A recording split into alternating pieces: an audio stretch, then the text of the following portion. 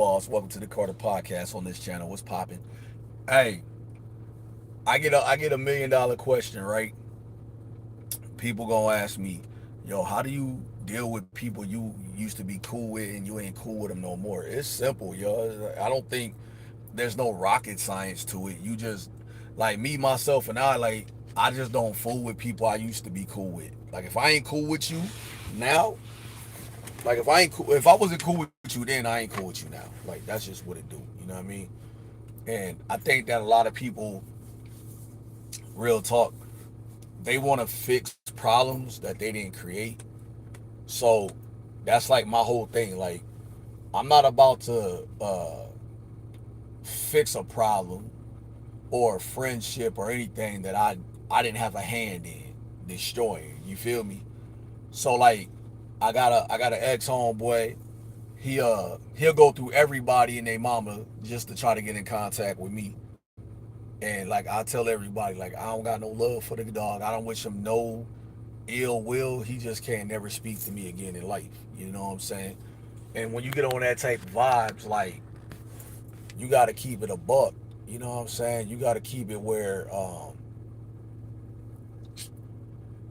like your peace got to mean more to you than friendship.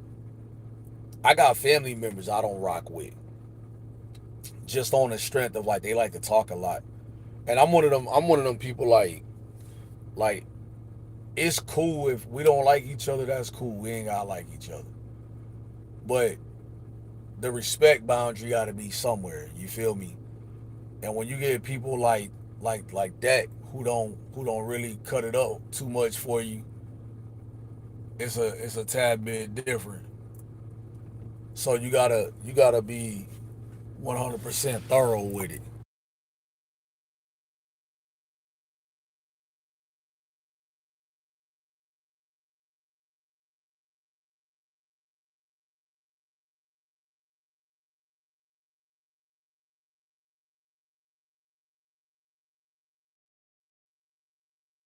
Soon as his little ass would have ran in the street, I'd have mowed him down.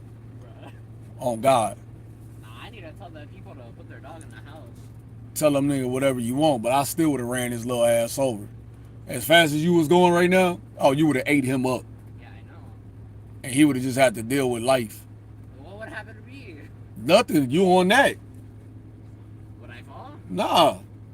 I'll mow him down. Ride past that motherfucker and mow him down. Let me get done with this.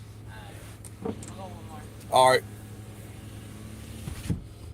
So it's easy, you know what I'm saying, to to be manipulated by people. You know what I'm saying? There's a lot of people out here who want to see you like like they want to do you bad and then they want to still come at you and be like, "Hey, what's up?" You know what I'm saying? And for me, I can't even be around people like that. Like I don't care how much I got love for you. I don't care how much I'm cool with you. Like I can't even be around people like that. You know, I realized a long time ago, like some months back, like people only rock with you if they benefit from you. You know what I'm saying? Like I'll cut off a 20-year friendship for one disrespect or disloyalty to me. I'll cut it off. I'm like gone. And we'll never get back there. You know what I'm saying? We'll never get back there because like one thing I always tell people, I should never have to question people who been around me long enough to know better. Same thing when you dealing with like some of y'all be trying to hold on to a relationship too long. And I don't mean boyfriend, girlfriend, shit like that. I mean the relationship of you're loyal to somebody because y'all friendship mean that much. You so loyal that you forget that you matter. You know, I had a homeboy that was my dog, my right hand dog. All it took was from the to say he did something wrong. And I once I can't get over questioning you about things, I don't want you around me. You know what I'm saying? A lot of people like you'll hear him say, "Man, you picked a female over your dog. How about your dog picked himself over his homeboy relationship?" I always tell people I'm not the type of person to sit back and try to figure other people's problems out. You know what I'm saying? I got somebody who told me having a girlfriend is the worst thing you can have because she really think that everything revolves around her. I said, hold on, pimping. Having a disloyal girlfriend is the worst thing you can have. Having a arrogant boyfriend is the worst thing a female can have. If you sit down and you navigate, right? You navigate like who's on your side, right? And you really want to know if a woman is down for you, real talk, I'm finna tell y'all how y'all know. Find out, let a woman see a man at his lowest point when he's crying and he's broken down and see if she kick him harder while he down. If she ain't trying to grab you by your shoulders and hug you and tell you it's gonna be all right and all that that's not the woman for you. See, a real woman that's for you, she gonna see you in a different light at your most vulnerable. You know what I'm saying? That's why like you can't be vulnerable around your homeboys because they'll use that against you later on. Oh, remember when you was crying behind Shorty? Remember when you was crying behind this? You was crying behind that? You gotta let them know. Say, man, I'm a man before I'm anything else. Females like they'll look at what they homegirls got. Man, my homegirl got a new car. My homegirl got a new this. My homegirl got a new that. But hold on, what your homegirl have to do to get all that? What does she have to go through? Look at her down slope. See, me personally, like, especially now, in the phase of my life where I'm at right now, like my peace can't be wavered at all, right? You gotta go through it. And you gotta let people take their shots at you. Like people was taking their shots at me when they don't know both sides of a story. You just let them learn the story that they heard. People make fake accounts and start talking shit to you. You be like, word, cool, I'm with that. I'll take all that shit y'all dishing out to me. I'll take it. And I'll take it for this reason. Because I don't really care what you talking about. You know what I'm saying? When people don't know, like, both sides of a story, you just let them feed off whatever. Yo, I'm going to tell you about this Hassan Campbell thing, right? Y'all got to come up with something new. You know how many people say that? And it's really, like, lame now. Like, in the beginning, it was kind of like, all right, it's funny. But now y'all kind of lame. So, figure it out. Come up with something new. So, it's based on different things, right? But it's crazy. But you got the same voice though. You right, fam. I can't escape it. It's just cause he's from New York. I'm from New York. So that's the only thing. Like, and I get a lot of people that be like, yo, you and him sound alike, dog. And it is what it is, you know what I'm saying? It is what it is. I catch it on hey, no lie. Every live that come in here, somebody says it at least one time. Like on everything. Every single live, somebody else they'll be like, "Yo, Hassan Campbell," like, "Yo, relax," you know what I mean? But it is what it is. So I get like my homeboy, he a hard worker, right? Work, work, work, work, work. His downfall is that like he worked, but he didn't understand how to balance work and home. You know what I'm saying? Like, cause he was like, man, he would always ask me like, "Nah, I'm not. I'm older than him, yo." So it was like, how do you balance work and a relationship? Listen, and this for all y'all out here. If you don't work enough, you a bum. That's what they gonna call you. If you work too much, you ain't showing enough commitment. You know what I'm saying? So you're never gonna be like at a place where it makes sense. You know what I'm saying? If you got a girl that's materialistic, you gotta work so you can keep her upkeep. If you got a chick that's just like, oh my God, I just want to spend time with you, but then the bills ain't getting paid. Like it's a whole bunch of things that go into what like the whole scenario. You know what I mean? So there's gonna be those times where you sit down and you're just like you're drained from it. Like you're really drained. And I tell every man, do not fight with a person for a person. If you argue with somebody, that's cool. Argue with them. That's healthy. Just don't get volatile. You know what I mean? When you talk to somebody, you should be able to have a conversation of life. You should be able to sit down with them and say, look, I need to talk to you because this right here matters to me. What happens is when you talking to somebody and all of a sudden they make it a them thing, like, what about me? What about me? Then you start asking them like, okay, we'll make it about you right now. But in the mix of making it about you, I'm gonna point out the things you don't do for me. And ain't nobody wanna hear that. I promise you. When you start putting it out there like that, because a lot of people will look at you like, yo, why he say that? Why you gotta do that? What he say? Gotta beat your wife. Just nah, no you don't. Like, I know you joking. That's why I ain't gonna go in. But let me tell y'all something.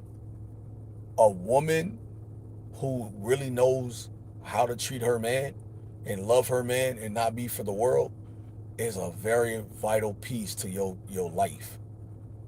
You know, you ever play chess?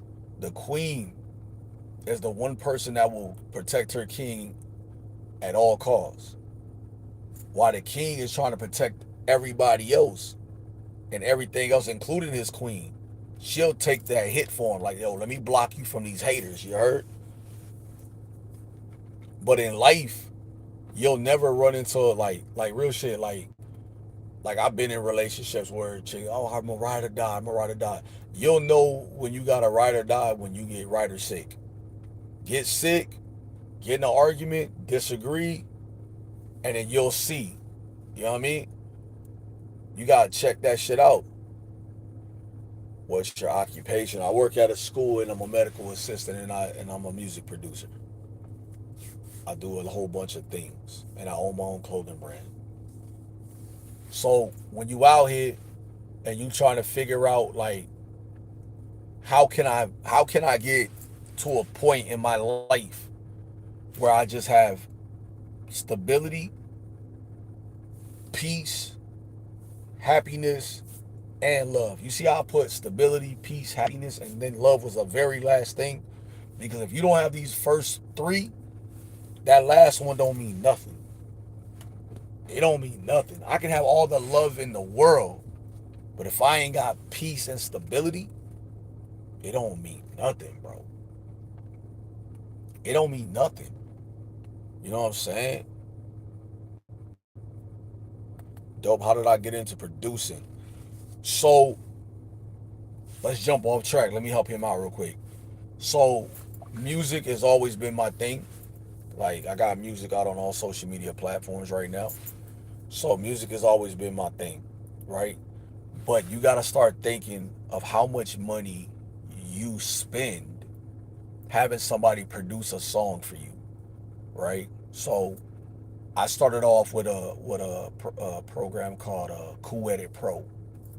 Was an amazing program for at the time, and I just slowly taught myself, okay, this is what this does. I had a homeboy named Don Vito who would show me different things, and then my man Sir Don would show me other things, and I would just write it down. Then I would go on YouTube, and I would get like the tutorials, and I would watch them until I got super duper good at it. And so now I produce my own music because it's just like when you go and you sign a big record deal. If you can tell them like I don't need your engineer and your producer, I can do it myself. Your budget is bigger for you. You know what I'm saying? Because you don't cut out the middleman. Like, I don't need your beat makers. I come with my own. And so that's how I did it. So when I release music now, it's just like, you know, it's just to have fun with it. You heard? And a lot of people be like, "Oh man, you just released a new song." Yeah, man, I just released a whole new album. But I also found out with DistroKid, I was under the assumption like I pay my dues to DistroKid, my music stays up forever, right? Not so. If you don't pay it, they take all your music down until you pay it and then they put it back up.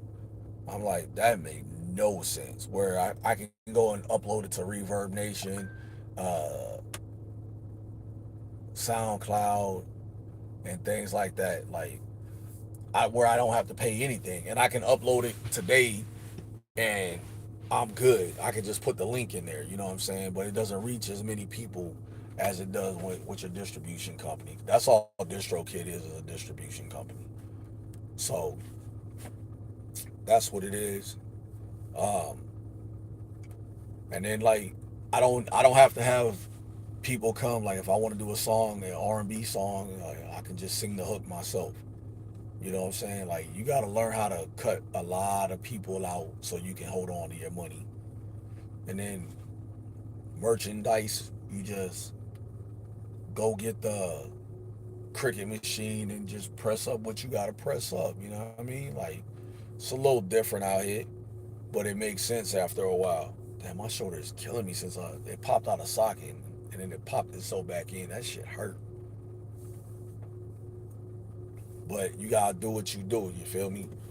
And that's it. So back to this normal schedule programming. So I think like my biggest thing was like cutting off everybody and just surrounding myself around me and my thoughts for a while.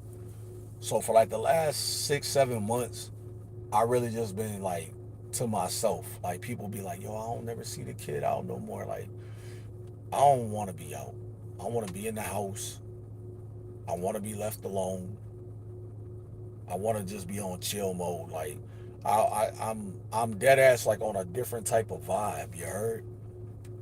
I just got into photography, and it's something that's really a good focal point for me. You know what I'm saying? And a lot of people are like, why you want to do photography, man? Why not? But that's all it is. And my shoulder is fucking killing me, bro.